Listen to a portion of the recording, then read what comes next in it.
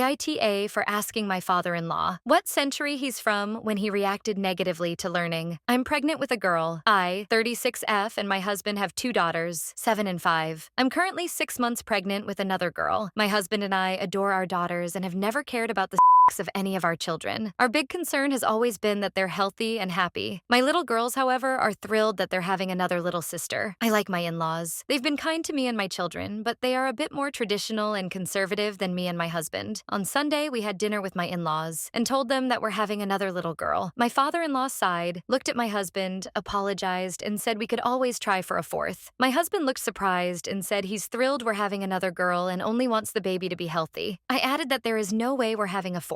This one was a bit of a surprise. My father-in-law, who has 3 sons, started talking about how sons are different and there are things you can do with them that you can't do with daughters. I'll note that he has a habit of going on long tangents where he doesn't really think about what he's saying. My husband isn't confrontational, and my mother-in-law is so used to him that I think she doesn't notice how offensive he can be at times. I usually ignore his tangents, but this time both my baby girls were at the table, and he was basically saying that my husband would like having a son more. My oldest is very sensitive, and I could tell she was getting upset. I cut off my father-in-law and said something along the lines of, "What century are you living in, Grandpa? Who would care about the of their baby?" The table got quiet, and my father-in-law looked upset. My mother-in-law later called me and said I was disrespectful and owed my father-in-law an apology. I agreed I might have been harsh, but he should have thought about what he was saying in front of my children. My husband told me he thinks I was a bit harsh, but also agrees that my father-in-law shouldn't have said that in front of our kids, especially since he's never cared about the of our kids. So, AITA for my response to my father-in-law, and do I owe him an apology?